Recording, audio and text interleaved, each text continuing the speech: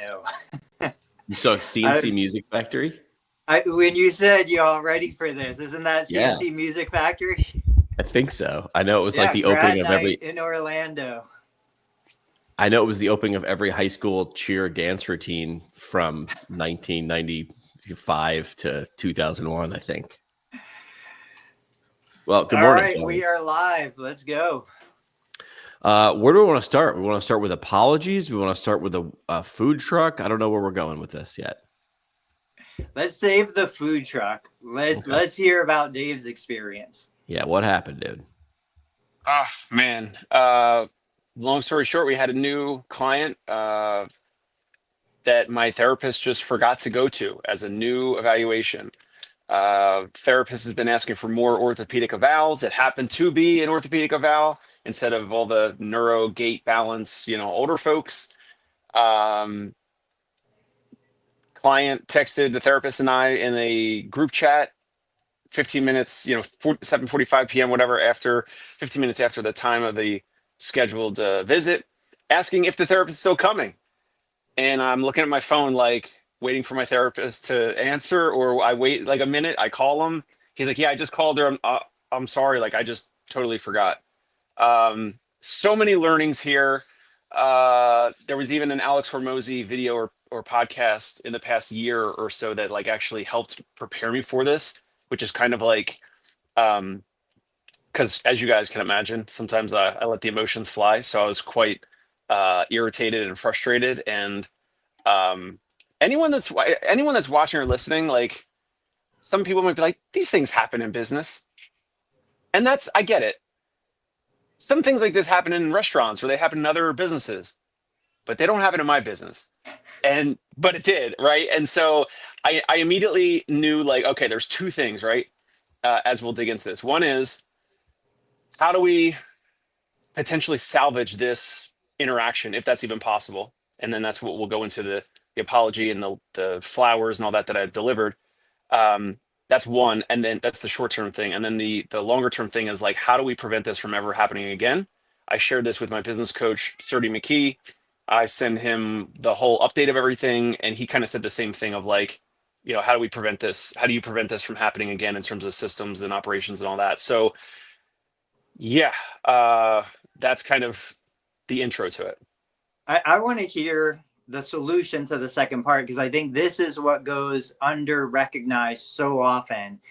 Everything in my business is about, how do I prevent this from happening again? And I don't think we emphasize the importance of that enough. And so I'm so happy you said that, because that was the first thing I was thinking. I was like, yeah, this stuff happens. It's always going to happen. The question is, how do we prevent it from happening again? We don't have denials, because once it happens once, it should never happen again. So let's start there, and then we'll talk about what you did to salvage or turn this into a positive outcome. How are you going to prevent this from happening again? Yes. So one thing is, like, as you guys all know, and Jimmy knows with the Thales, and Tony knows from different EMRs and all that, like, patients get, typically like an email or a notification when they have an evaluation or the first visit or any visit for that matter. And in our system, they get like a paperwork email. They get like a notification just when we book the evaluation. So this past Saturday. So this past Saturday, when they booked the evaluation, the client gets booked on the calendar for Tuesday night, 7:30 p.m. And they immediately get an automated email just from that step. But then it's like, okay, then Sunday goes by, Monday goes by, all Tuesday goes by, and the therapist is not getting any notification, because most of the EMRs, they're sending email or text notifications to the patient or client, but not the therapist.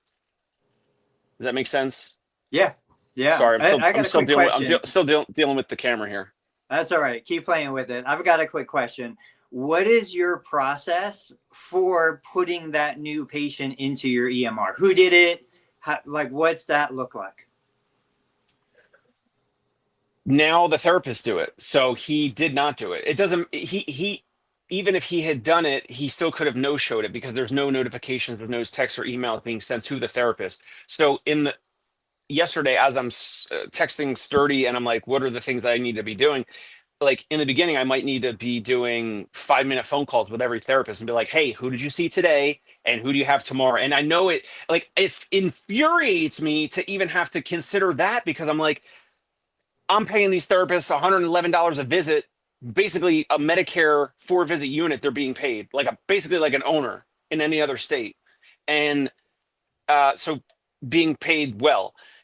But I still have to spoon feed them. That's the infuriating part to even consider. I know I'm in the stage of like, still some of the emotions are flying, but I'm also trying to, get solutions figured out.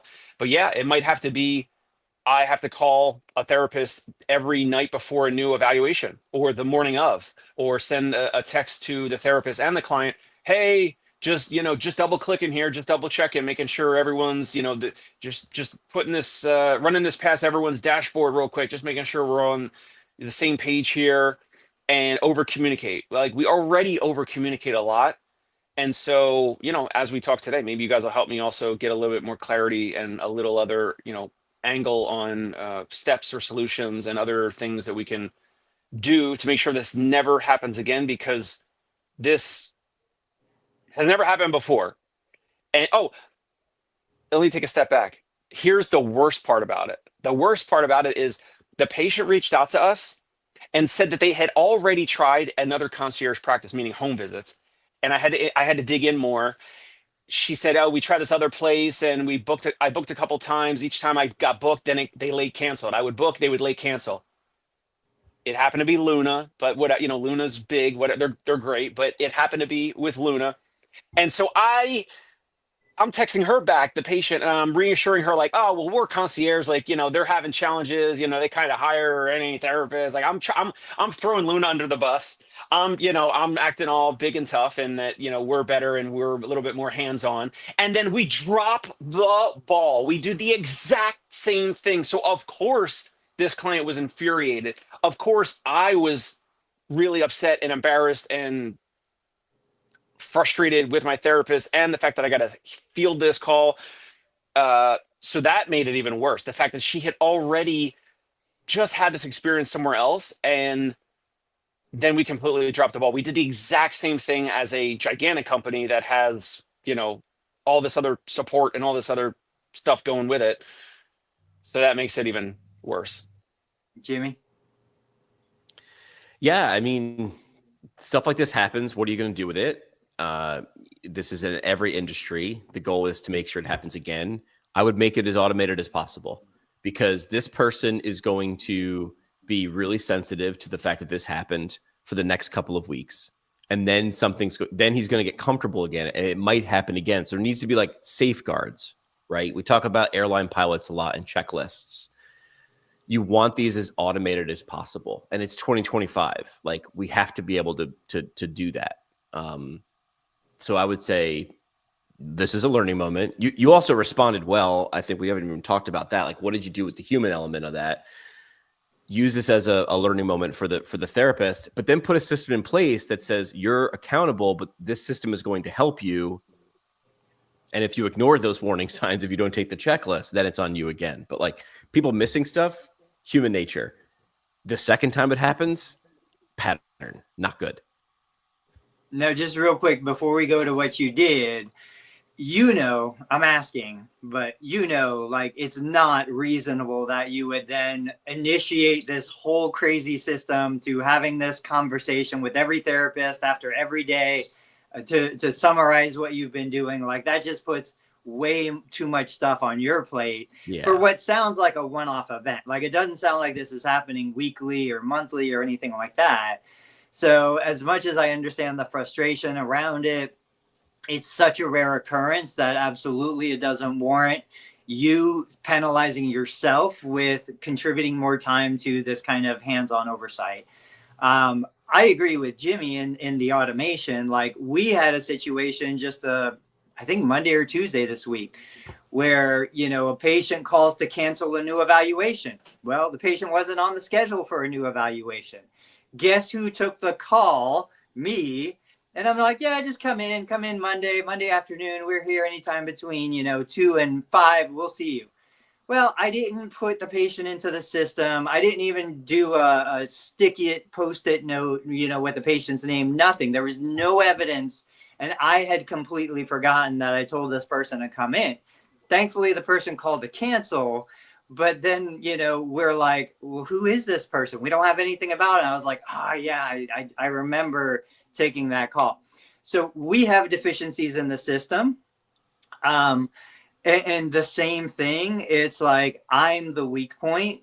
I still haven't figured out the right solution, because this happens more than I would like to admit, where it's just so dang complicated to why can't a person just call and be like, magically show up on the schedule? I have to log in, and I have to wait for the website to load, and I have to pull up the patient's account, and I have to put them into the, like, way too complicated. But this is the world we live in. So these are the challenges day-to-day businesses are dealing with. And then I have to be like, well, what? Am I going to hire somebody for $50,000 a year just to answer the phone and get people on the schedule? That makes no sense. Nope. I would rather deal with the quote breakage, have these little cracks in the system, because the system is still running okay. Right. But okay, so now let's talk about what the resolution was. Yeah, what'd you do? How did you solve the human element? Well, first I called the patient as soon as it happened, and my therapist had said that they had just called the patient as well. The patient was not irate, but pretty upset, like pretty offended, pretty upset. They're trying to, they said that they've called, obviously they've tried this a couple different places, and no matter what they do, they're trying to work on their situation, overcome their situation. No matter what they do, they're getting roadblocks. They're not, they're not getting what they deserve. And I totally 100% agree with all that. One thing in terms of, now, I didn't need the Alex Hormozi podcast to do all this, but the one thing that he had said is, when this happens, in Alex Hormozi's example, and I'll get to what I did with the flowers and the letter, they had flown some customers to their Las Vegas headquarters, and the other half of the team of acquisition.com, whatever, they didn't know it was happening. So a bunch of these people come from other states, maybe other countries, they fly in, and nothing was prepared for them. There was no workshop, there was nothing scheduled, whatever. So the business owner, his suggestion, and for me it's very easy, that his suggestion is that the business owner has to be more upset than the actual customer who was wronged. Now, in my example, that was very easy. It was very easy because, like I said, this is such not just rare. This literally never happens, ever. Never happened before. And so I showed that tonality, that emotion on the phone. And I was very, very honest about how I was feeling, that how upset I was about it. But that was just Tuesday night. This was 7:45, 8 p.m. on Tuesday night. And then I call my therapist back and I say, hey, I'm going to send them, and I think you should send them, a selfie video talking into the phone, apologizing, so that they can see you. They can kind of see your body language and if we're actually serious or not. The therapist said, the client's really upset. We should probably not do anything tonight. I'm like, okay, let's do it tomorrow. Let's do it tomorrow, which was Wednesday, which was yesterday. And I still don't know if my therapist has sent a video, but I was like, you know what? I'm going to drop off a ridiculously, a pretty large, expensive or whatever, a good amount of money spent on a flower arrangement, a mixed bouquet, and a long handwritten apology on pen and paper, and deliver that. And so I did that. I was able to get inside her building. We drove over there. It was way out of the way, but had to do it anyway. Went into the building, called her. She's at work. She answers the phone. Luckily, the nanny was there. So the nanny answered the door, and I put the client on speakerphone, and the nanny took the flowers and the letter. Then the client texted me back last night after 8 p.m. that she just got home, and she was very thankful. She was very grateful, saying thank you for that I went out of my way and all that type of stuff. And she was grateful. And in the letter I wrote, do you want me to read it, or is it too long? I mean, I basically said, like, I said we're sorry and we're embarrassed, and typically we pride ourselves on concierge services, but obviously we didn't do that at all. We completely let you down. This is not how we operate. And I I asked, like, if you could possibly consider giving us a second chance. I promise we will never let you down again. And she said, she's going to take some time, maybe say take some days, weeks, whatever. Like, she doesn't want to take any action moving forward, but she'll reach out soon or whatever. So maybe she will, maybe she won't. But it's just such a challenge. Like, this whole thing is just like a challenge for her, because she's probably feeling like the whole healthcare system is letting her down, and like now we're part of that. Like, it's very big. But even monetarily, like, this is like, this person deserves our service. Like, they found our service, they had a bad experience somewhere else, and 10 times out of 10, like, we're able to flip someone. They start with us and they want to stay with us forever. We let this person down. We're kind of going into the whole challenge of healthcare for a lot of folks. We're kind of have fed into that in a negative way. We've been a part of that. So hopefully she reconsiders, and that's kind of where we're at. But now I still have to. I'm speaking with Sturdy, my business coach, today. Still need to speak to the therapist in person, or game plan type stuff. Yeah, there's the flowers.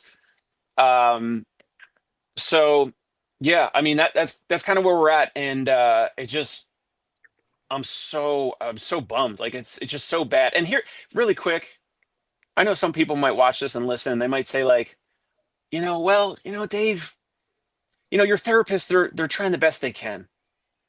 Or my therapist might even be thinking, I'm trying the best I can. And here's the thing. Sometimes your best is not good enough. And so, like, there's other companies where this is okay. This is all right. Like, it happens quarterly, and Tony's pointing to himself. Maybe it happens monthly. And guess what? We're not that type of company. Yeah. And so that's the challenge. That's the challenge is But you are, because it happened. How you respond now is what kind of company you really are, in my opinion, right? So, like, a couple lines, right? Don't do your best, do my best. I need you to be on my level, right? That's a great quote from I Adam like that. Carolla.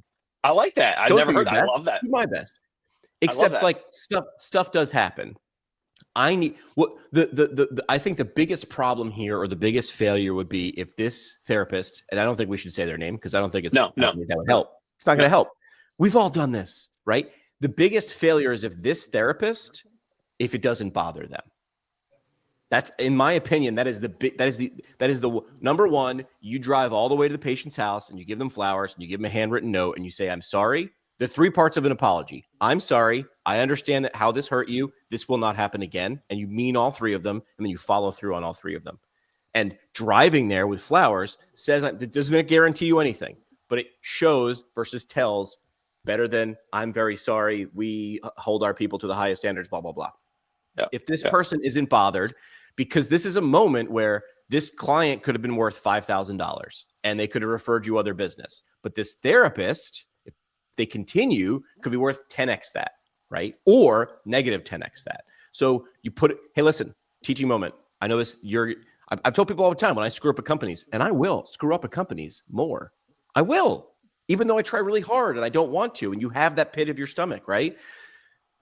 How do we respond to this? And how do we set up systems so it doesn't? It's not to say the system will now take care of it. People run processes. Processes run businesses. I thought this was the dumbest saying ever when I heard it. And then I realized I would not have a life or show up on time to this live stream if I did not have a recurring Google Calendar invite that reminds me 10 minutes, 30 minutes, and 60 minutes before. Jimmy, it's every Tuesday and Thursday. I don't know if you know how sleep works. When I go to sleep and wake up, I'm like an Etch-a-Sketch, baby. Turn it over and shake. I have blank slate. What day is it? I don't know. That's how some people that they operate. No, it's every Tuesday. Can't you get in that pattern? No, my operating system doesn't work that way. So I found a way to hack it. Google Calendar. I can't. And if I screw up, it's because Google Calendar got so normal for me that I can ignore it because I have 75 Google Calendar invites now. Okay, that worked for a while. Change it. So I think a system and a person is the solution. If I'm cutting in and out, just let me know. I can switch computers. The thing I think what's so powerful here too is it speaks to the culture, you know, and I point to myself because this is a good example of why I am not in Dave's business. It's not in my nature. It's not in our culture to like be as passionate. Now, there have been things that have happened in my business that I'm just as passionate about as Dave is. But something like this, I don't want the pressure. I just don't. Like, so he makes the big money for delivering the experience, not so much just because of the knowledge and expertise, but because he has so much passion behind that. If this happened to me, yes, I would be frustrated. I would be upset, but I would also be like, it happens, you know, let's try to prevent it. Let's try to stop it from happening. But I wouldn't have that visceral response that Dave has.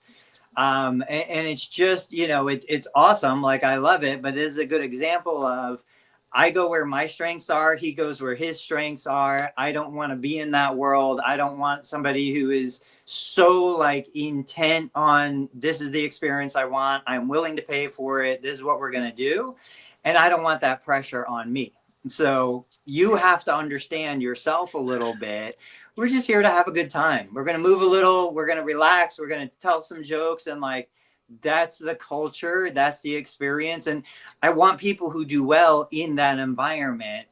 But that's awesome. I mean, I can't applaud you enough for what you did. When you just said the word intent, Tony, I thought you were going to say intense. And I'm like, yeah, of course I'm intense. I think this also highlights like how important self-awareness is. Like, I remember being in school, in the journalism school, knowing I wanted to do communications.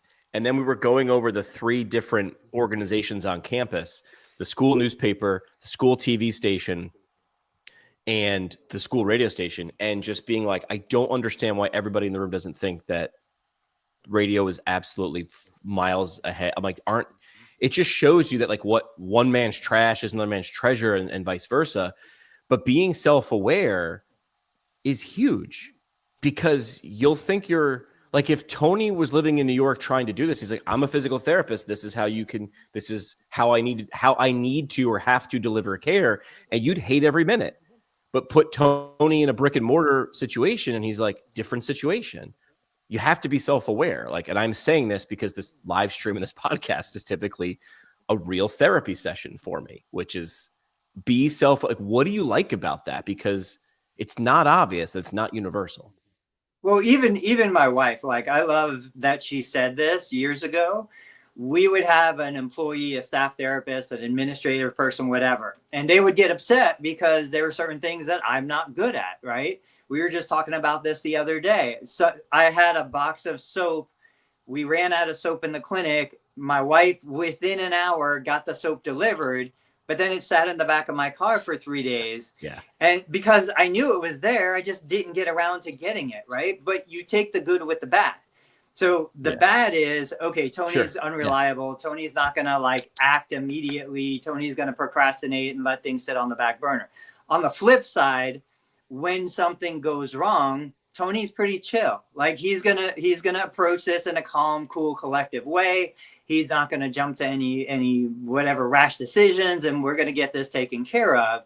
So you take the good and the bad. Dave's intensity is what pushes the success. That's the good, but then you're also gonna have an expectation on yourself to exceed Dave's professionalism, and some people are gonna take that as the bad.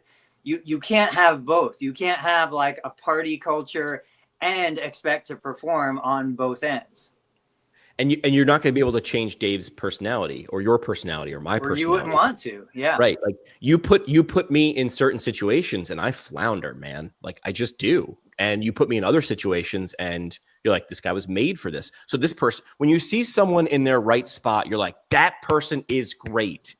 And I'm like, that person is in a great position, right? That whole ask a fish to climb a tree and he'll think it's stupid its whole life. Put a fish in the water, swim, baby, swim. Like, yeah, like I know you might want to be something, but if you're not it, like you have to, you got to grow arms and legs somehow. And some people can do that. They can will themselves being in better situations. Now we might be getting off track a little bit, but I would say like going forward, how are you going to prevent this? Like this person probably feels close to as bad as you do. Maybe not as bad because it's your baby, it's your business. But like going forward, like what are we doing? So 6 months from now, because again, this person's going to have a scar and be very sensitive for the next couple of weeks, but then that's going to fade, and we don't want that. So what are you going to put in place? We're talking about technology. Well, yeah. Well, 1 second before the technology, you mentioned the self-awareness, and as you guys were talking, I was thinking like, because it's a therapist that's been with me for over a year, because it's someone who I interviewed, hired, trained, onboarded, trained, coach, mentored, all that, right? When you're saying self-awareness, I'm feeling like this person knows me, they know the clients, they know everything. So I want them to own it. And I don't know if some of that is self-awareness. I don't know if that is some other component of what we're talking about, but I want them to own it, meaning like I'm saying you should do a selfie video and send it to them. Like I want therapists who say to me, I already sent them a selfie video that I already apologized and I was super embarrassed, and I wanted to send them the video so that they saw my, still they hadn't met before. That was all text message, right? Even before the missed visit, right? So I want therapists to own it. I want them to step out, take the bullet. I want them to be like, I'm more upset than Dave is. I'm embarrassed more than Dave. Like no one in the world is more embarrassed than me. Like I am mortified. I couldn't even sleep last night. Can you please give me a second chance? Here's what we would do with your evaluation. I'm going to stop, like we talked about a couple weeks ago. Like I'm going to stop by at this coffee place. Can I get you a coffee? I'm going to bring you coffee. I'll bring you a donut or croissant or something healthy. I'll bring you some fruit or smoothie or whatever, something stupid. I'm going to bring this, that, whatever. That's what I want. That's what I want. So that's another thing. Like maybe that's some training stuff. Maybe that's, that's part of the culture stuff to identify like when these issues do happen, what's the protocol, what's the game plan around not just self-awareness, but like how should you act? And I want them to totally own it. There's no way you shouldn't have to have a game plan around this, but two things should happen. They should understand how we respond. What I mean by that is, as a radio station, when Janet Jackson's boob popped out, we already knew we were doing something with this the next day because we were a brash rock radio station. We didn't know what, but we were like, this is one of our moments. And we respond with humor and we spin it and we make it fun. In this, but I knew that came top down. That came from my boss. And it was expected of me to walk in the next day, Monday morning, after that happened with Timberlake and Janet Jackson. We're going to have an idea or three, be ready to do this. My example is I always worked for guys that I wanted to work hard for, and they set the tone for what was expected. So the first time something bad happened, I walked in his office hat in hand, and the people that I worked for were like, you didn't do it on purpose. I know you're a reliable guy. This can't happen again. And going forward, how can we make this better? The second time it happened, because it will, I walked in and said, I already did that because they set the tone. That was the boss's job. Boss's job is to find someone who can do your job better than you. Your job is to make sure they can't. So that was the tone that was set. Jimmy, I don't need you to be the world's greatest. I need you to show up. And when you screw up, because you will, because I worked in a live radio environment. Therapists work in a live environment. I need you to make it better. Like the guy from Zappos. You have permission if up to $1,000 to make this right. So if you said something bad happens, you have $250 to make it right. She said on our eval she loves Italian cookies. Great. I called Arthur Avenue and she's got a thing of cookies. And even if she blows it off and never says it again, we at least diffused. We got back to almost zero. Do you know what I mean? But that's an expectation. That's Dave's job, in my opinion. Now now in this situation, Dave said, here's what we did. We did this and we wrote a note. I covered it. I know you didn't do this on purpose. I know you would jump in a DeLorean and drive 88 miles an hour to make that feeling in your stomach go away. I know that you would. I know you would. but I need you to own it going forward. Right? It's not like, well, this is one strike. That's a shitty way to say it. This is one strike, and we only allow 2 strikes here because we're better than baseball. I don't know. Dude, you know me so well because I was thinking that last night. It's how you. Yeah, real quick, I agree with Jimmy in the sense that, and this comes from, being a dad. It's like, to me, my kid does something wrong, I'm not going to spank him. I'm going to, like, at some point, once you get over the rage, you sit down and you're like, all right, now what's the plan? What are you going to do to make sure this never happens again? It's not Dave's responsibility. It's you, the therapist. What's going to work for you? How are you going to do this? You're an adult. You're a big boy, big girl. You have to, this is a skill you need for life. Like, now you set the plan and you tell me, how are you going to prevent this? Yeah. So Jimmy was asking about Open-ended, technology. right? What should we do here? Yeah, I mean, well, I'm still in the early stages of how can we, and this maybe there's a part 2. But yeah, it's going to be some component of messaging. It's going to be some component of therapist, text or email or something through automated with the EMR. Again, if a new client gets booked for, today's Thursday, a new client gets booked for Monday, that client is getting, an email and text reminder, but the therapists don't. And most EMRs don't. So I need to look at, like, does my EMR even do that? Do I somehow, how do I sync in so that the therapist also gets notified?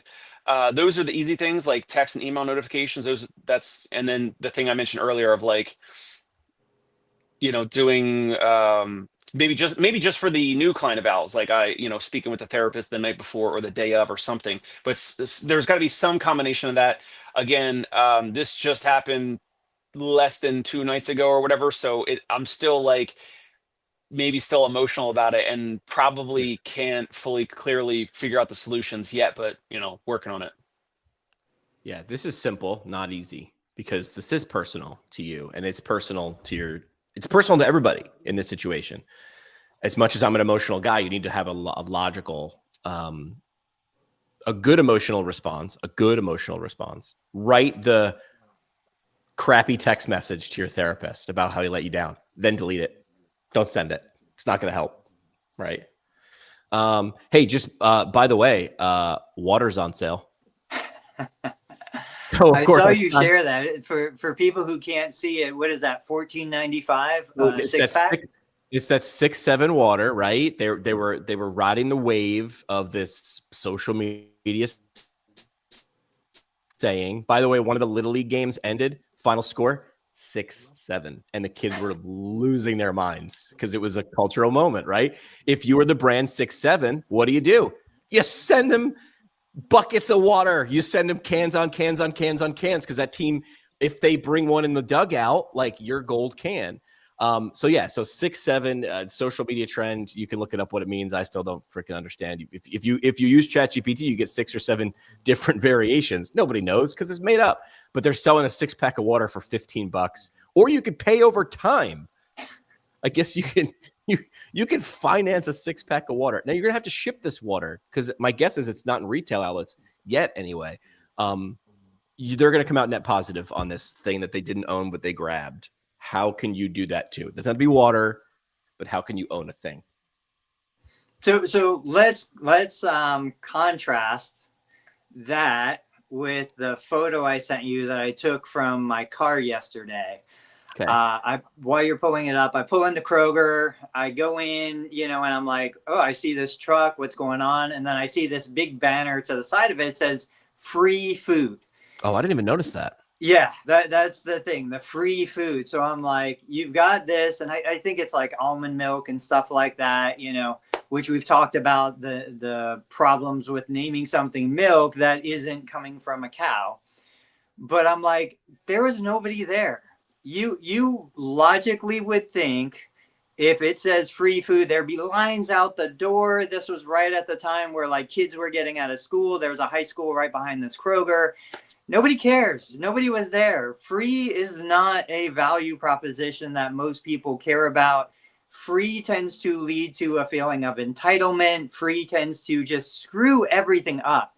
If you want me to convey that this has no worth, I'm going to put a label that says free on it, you know? So this goes back to, you've got people paying hundreds, thousands of dollars for things that somebody else is giving away for free.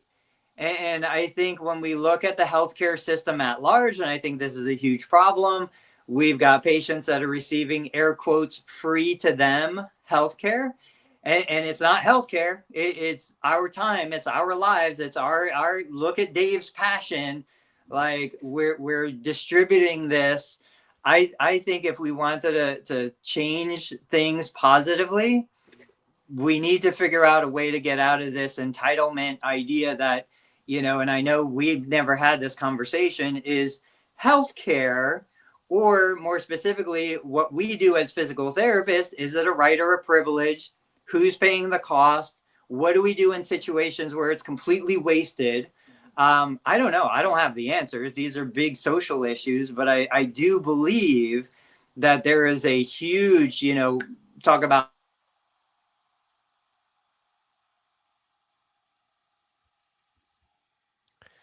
either Tony is doing a really great holding still impression, or he's cut out. Or there was a conversation with that thread around. It was Sean an Active Life. He's giving away like a training course to strength and conditioning professionals and trainers, and someone jumped, you know, screenshot it and put it in the comments, and essentially was like, who does this guy think he is, just giving away what we own and this knowledge of exercise? And like, but like, when I say it like that, doesn't it sound ridiculous? Doesn't it sound completely arrogant? Like, it sounds insane, right? That someone's like, who's this guy think he is? The word they used was like non-professional. And I'm like, I don't know. Like, there's a couple different definitions of professional. One is if you get paid to do something, poof, you're a professional. You're getting paid to do that. And he does that. So do we have this inferiority, superiority complex? This would be a good question. We're inferior in other places, right? We're screaming about beating on our chest, calling ourselves doctors. And then we have this that's an inferiority complex. And then we have a superiority complex where we're saying, who are you people with that? We do the exact same thing we're pissed off other people do to us, right? Looking down on. Yeah. I don't know. All right. We also have some pictures. I snapped a couple shots while I get those up. This was at a rest stop in New York. New York has rebranded all their rest stops to be it's like Apple Greens or something like that. Have you seen these, like on the Thruway? I haven't. No. All right. So like they're essentially trying to take ownership and really clean up these rest stops. And I was in there the other night. It was after a certain chain was closed. And this is what you have now. What you've got is you've got an organization that is essentially, it's an automated self-service coffee spot. And you see a little refrigerator there. That refrigerator is unlocked. It's got cups of ice. So you can do your ice, whatever, or you can do your hot coffee. You swipe a card, you dial in what you want. That machine probably costs 10 grand, and it's just sitting there out in the open. There's some syrup to the left. So essentially it is a self-service coffee spot. It is, I don't know if you can see it, right? Super subtle. I was trying to be a good photographer. Right behind it is a Starbucks. So as you walk in the door from the rest stop to, you know, go to your Chick-fil-A and hit the bathroom, you see this. And directly behind it, you see Starbucks. And this is what I want people to understand is like they're selling two different things. Like this is an example of they are selling. I did not try the coffee. It might be perfectly fine from this tap and go self-service station. And we know what Starbucks is. And real like coffee lovers, people who consider themselves coffee connoisseurs, will tell you Starbucks is trash. Oh my gosh, Dunkin' Donuts is the people have opinions. I know this shocks all of you. That's because Starbucks understands, and this tap and go place understands, they're not actually selling Starbucks coffee. This place is selling convenience and speed. Yep. Starbucks is selling status and a feeling and belonging. No belonging And I here. love- It doesn't even have a I love name, right? It's just tapping It just has coffee. That's it. There's no company logo. Tap and Go is the company. Coffee. That's it. I don't even know. Directly to the right of this, there is a rack of just generic Walmart, like Pura Vida water bottles with the same thing. Just open, not a vending machine. Take two, swipe your card, honor system. Go for it. And it looks like it's the same company where they're just like, listen, it's going to cost us too much to put the vending machine up. Just put the water there. What if someone steals all of it? Yeah, it's $12. So they're saying our margin is so high. My guess is this is owned not by a company. It's probably done by whoever owns the rest stop. I don't know if that's New York State Transit Authority, but it's a sub brand because now it's not a New York State rest stop. It's Apple Green. So it looks like it's like when ShopRite has their own brand. I couldn't tell with the picture. Was Starbucks closed at the time that you took that picture? Correct. This was about 10 o'clock at night. Yeah. So there's only one option then at that point. So there's only one option then, but why wouldn't Starbucks be open? Well, their overhead's too high, but that's almost okay. Like Starbucks is like, dude, we're not 3 a.m. We don't do that. We're not 3 a.m. We're 7 a.m. because that's when you're trying to be the best version of you. But we're not open 24 hours. It almost feels like Tony's free food, which is like, we ain't cheap, we ain't free, we're not discounting, we're not stayed up late for you. And especially since COVID, many of these places are not open past 10 or 11 o'clock at night. They're just like, the juice wasn't worth the coffee. But why wouldn't Starbucks have this? Like, okay, if you're going to close and put this out there so that anybody walking by can. Correct. All Starbucks had to do was sell the status self-service. And by the way, I didn't take a close up, or I didn't upload the close up. The prices on this pretty much the same as Starbucks. Wow. There was a latte it was an iced latte savvy. for $5, like $5.50. There's a direct correlation. All right, this is the layout. Let's say it's 10 a.m. It's 8 a.m., 9 a.m., 10 a.m. There's a line at Starbucks, and then this Tap and Go has no line at all, right? Now you're saying it's the same price, but typically I think the Tap and Go usually could be cheaper. Could be right. It could be faster, or it's less of a wait. And there's some people that wait in Starbucks line, and they always want that, or the Dunkin' Donuts, the whole thing. This is like, there could be parallels drawn with healthcare. Like now of course we want to be Starbucks. We want to be like the brand. We want to be like, all that, like, no, in terms of customer experience, like we want people, but we want it to be the fast efficient. We want the fast efficient of the Tap and Go. We want the brand recognition of the line, the people that are at Starbucks waiting in line. But if it's 8, 9, 10 a.m. and there's more likely going to be a line at Starbucks than this Tap and Go, and someone that comes in to get coffee, if they don't care about the quality, if they just want a coffee, they're going to go to the Tap and Go. Especially if it's cheaper. Now, if it's the same price, some people are still going to just do the Tap and Go, because why wait in the line if they're busy? And there's certain consumers that just don't want to wait, or anytime there's a little friction or a little resistance, they want to go the path of least resistance. And we try to remove resistance with us, like no waiting list, or we'll call you back, or we'll speak with you the same day, or whatever. And we're not going to be like others that have like a 4 to 6 week waiting list. So it's just interesting, like, because of the time of day or the number of consumers at either of these, the Starbucks or the Tap and Go, there's a lot of parallels that can be drawn between insurance-based physical therapy and the out-of-network or self-pay physical therapy. There was a cookie place on West 74th, and Taylor Swift made it famous because she tweeted and said it was the greatest cookie in the world. This little itty bitty tiny cookie shop, Levain Bakery, then became a mega thing. It then opened a fancier outlet on Amsterdam Avenue, a bougier street, not a side street. The same block, right? It's a block and a half, around the corner. And they still make the cookies in the old place and then literally on a cart wheel them to the new place.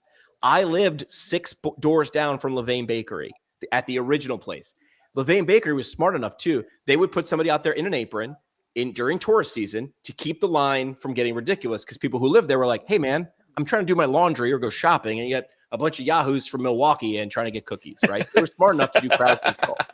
I was trying to be a nice guy. I'd see the line an hour long to get cookies, and I'd be like, there's a store. Look on your phone. There's a store block and a half away. Same cookie, 0 wait. 90% of the time, we're good. They wanted the experience. They wanted to walk into the place that Taylor walked in because she said, well, this is the original. I mean, half the people looked at me because they were skeptical, like, this New Yorker's lying to me. Can't be that easy, or there wouldn't be 73 other people. It was, they stayed, which is why I think even in a rush, people would measure juice versus squeeze. I'm still going to, that's Starbucks. I know what I'm getting there. This tap and go, even though it's convenient, even though I might try it once and be fine, they're not doing it. Understand what problem, before you understand what problem you're solving, understand what problem do lots of people have, then what problem do you like solving? That's where you need to cross. Or that you're good at solving. Yeah. Or that you're good at solving. Right. Is it a real problem? It's not a coffee problem at that point. Because again, as you mentioned, when you stand here, I can solve coffee in 49 seconds or 15 minutes. Right. But what am I buying? I'm buying the cup, the knowledge, the feeling, the status. That's okay. Or am I buying just whatever comes out of this self-service machine? I'll take it and go. But what is the parallel to physical therapy? Do we just try to sell coffee? Is that the thing? We're physical therapy and we're evidence-based. Hey, we're one-on-one. If you want the bare bones coffee that's cheaper and efficient, and go get the tap and go. If you want an experience where most of the time the therapists show up to then you go with the brand, baby. You go with Starbucks, you go with Concierge Pain Relief. But most of the time we're going to show up. This was the conversation I was having with ChatGPT on the way into the office today. I was like, let's talk about some of these conflicts, this misalignment. There are therapists who want to build independence in their patient. I remember this from years ago. One therapist would say, oh my gosh, he's such a terrible therapist. Look, he's ignoring his patient. The other therapist says, my job is to build independence. If I tell you every single thing to do every minute of the day and I'm helicoptering over you, you are never going to be independent. So we have this conflict here where if I am being paid by the insurance company to improve function, why am I rubbing your back? If I'm being paid by the insurance company to get you back to functional activity independently, why am I sitting here telling you every little thing that you're doing wrong? It doesn't matter. Like, just, you want to get out of a chair. Let's get out of a chair 20 times. Let's do the thing. And so you've got a business owner, a practice owner who's incentivized to not make their patients worse, but definitely not make them better. We get paid based on volume. We get paid for delivering units. We want to find that sweet spot of make it fun, make it something you want to come to, but don't make it so that you get better. You've got the patient who they want what they want. I would argue very few of them want to actually achieve functional benefit. They just want to come have some fun. They want to feel good. They want somebody to be paid to listen to their stories.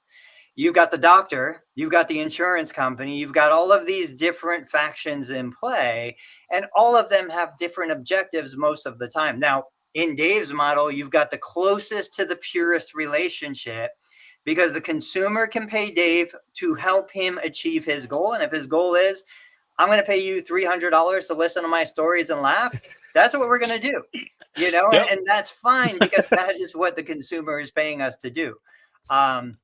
But I talk to ChatGPT about this all the time. I'm like, help me understand how we can reconcile, how we can improve the alignment so that we're all moving toward the same objective. And who is the one determining what is the objective? Is it the patient? Is it the insurance company? Is it the therapist? But I love those conversations because they're just so interesting to me. Well, I think they're also in the comments. Especially this, I don't think we have the comments section, the graphic for the comments section of this post. We can talk more about this next week when we come back. But this is Sean Patouche. I think I'm saying that right. And he does Active Life Professional. I don't even know his background professionally. I just know him as a guy who he says smart stuff. So I follow him, right? And he's a friend of a friend. And he says there's no standard of education to become a coach. So he's here sharing his knowledge. And the comment section, this was a screenshot shared in a PT Facebook group. The comment section was, who does this non-professional think he is, essentially teaching people exercise? And I was like, it's simultaneously superior and inferiority complex. We feel as a profession, if we were a personification, if PT was a person, they would feel inferior to the rest of the medical community, and we're trying to work our way up the ladder. At the same time, we're doing the same thing to other non-professionals. You have no idea what Sean's experience is, or his insight, or his results, or if he understands what he's selling. My guess is he does. But to listen to the comments, the funny part was, at this moment, the original person who posted this, I think, was going for a dog pile. They were waiting for the rest of the people to sort of glom on and say, yeah, who's this guy think he is? Most people didn't. Most people are like, yeah, that looks like a great course. Like, I don't understand what you're looking at. So maybe it is a turning point, because I feel like 10 years ago, the comment section of this would have been much different.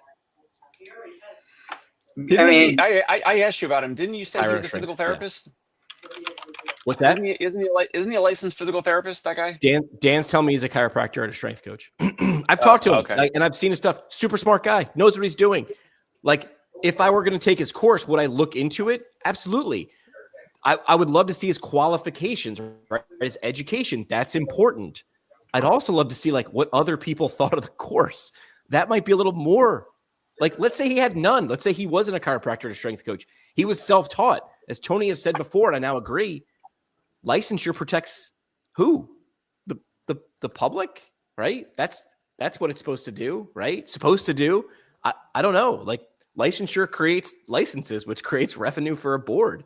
I'm not saying we do away with licensure. I'm saying understand what it's designed to do. And understand what it was originally designed to do compared to what it actually does today. You know, Correct. The dial-up phone, like the turnstile kind of phone, was originally designed for something, but it's not effective today. There's lots of things that were started decades ago, hundreds of years ago, that don't apply today. I go back to, I don't believe it's a consumer protection kind of vehicle anymore. I don't believe it protects us. We can't even get other, Lifetime from using DPT on their marketing. Like, what kind of protection does it actually offer? Maybe if you're going to target somebody for doing something and you're going to get the board behind you, okay, maybe you take away a PT's license if they're doing unethical things. But even within that, they don't care. They're going to open up the next day doing something that they don't call physical therapy. I just think that it's a lot of effort, a lot of political capital just going to waste. And seeing these guys create these programs, we should be embracing this. We should be looking at how we work together.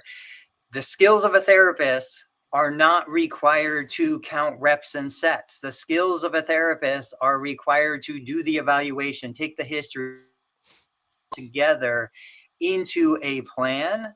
Then a monkey can carry out. The monkey doesn't need to know why we're doing this. We just need to know what to do. Here's the question. Are you mad Sean's doing it? Or are you mad he's doing it and you're not? Or are you mad he's doing it and it looks better than you? Like, what are you actually sensitive about, right? Because now we get into all of the different artificial intelligence models. Everything Tony just said, and we had a conversation with this about a month ago.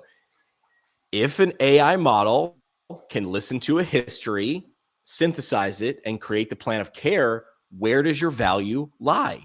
If you're just saying, well, my licensure, I wouldn't want to be on that boat. That boat's going to sink. So what is it that anybody can create I could just buy an espresso machine and set up shop at a rest stop and just make coffee, right? Jimmy's Coffee. Except that's not what people are buying. It's not. I'm very sorry. It's not. Real quick, LegalZoom, when you think about the attorneys, you think about like who is more positioned to protect their licensure, protect their profession. But even within that, like LegalZoom came out, they figured out a way to democratize simple stuff, making a last will and testament, making an LLC, doing these things that really you don't need an attorney to do anymore. Right. I think we need the LegalZoom, which maybe it's Sword, maybe it's Hinge, but we need a legal Zoom in therapy to suck up all of the low hanging fruit, the easy stuff, the stuff that you don't need a therapist knowledge base to really deliver. And then let the therapist focus on the complicated stuff, the stuff that does need human. All of the post-surgical orthopedic protocols are already online. There's PDFs from every hospital. Most surgeons have them publicly. It even says what exercises sometimes and how many reps and sets and all that. And people still go to physical therapy. It's always going to happen. I mean, maybe there's a tool like that helps some of this, but when someone's in pain or they want reassurance or they want a second set of eyes on their injury, or especially post-surgical, they're going to want video physical therapy, maybe, or in-person physical therapy, most likely. Listen, we gave Frodo the map and we said, go throw the ring in Mordor, but he still put together the fellowship, right? They were still going to walk. Why? Because each of them had different experiences to get through that actual maze, because you don't know what's coming. That's the thing, right? There's your thing. I am your guide. You're the hero. We keep trying to position ourselves as the hero, and people leave, and we're not, and we're shocked by this. I am not shocked. I don't think you're shocked either. All right, let's think about parting shots. I'm going to go first. Taking Dave's example in the top of the show, I really think, every mistake is an opportunity. We learn from these. If we don't have these problems, we're never going to improve. I think the way Dave handled it is commendable. It is outstanding. The most valuable thing in that is the idea that once you have something like this, you develop a system, a policy, a procedure that prevents it from ever happening again. That's the value in this opportunity. Dave, what do you got? The therapist is still with us, but we're always hiring. If you want to come play ball, in the big leagues, we're always hiring. Send us your resume, Concierge Pain Relief, Midtown Manhattan office, as well as home visits. And only if you've watched this whole thing, then you know what we're all about. So if that sounds like you, reach out. We're always hiring. Apollo 13 would have been a really, really boring movie, and probably wouldn't have been a movie unless there was a problem that they had to identify that was really scary that they overcame. The whole movie's about problems and overcome. Most movies are about the problem. Every show and movie has the hero's journey and some climax, some challenge they have to overcome. Every single show and movie, yeah. And the bigger distance between how low the low is and how high the high is, that's the tension. That's the thing. Listen, I know it sucks when you're at the low. It does. How are you going to crawl out of that? That's your moment. They say, failure is not an option. Sure it is. It's an option every damn time. You're just not going to choose it. And that's when the main guy with the vest in Apollo 13 says, I think this is going to be our finest hour. That's the way to look at it. Stuff is going sideways in space.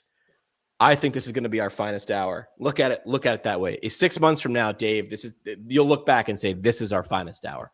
We'll see you guys on Tuesday. Have a great weekend. Summer's coming to an end. Get out there and get outside.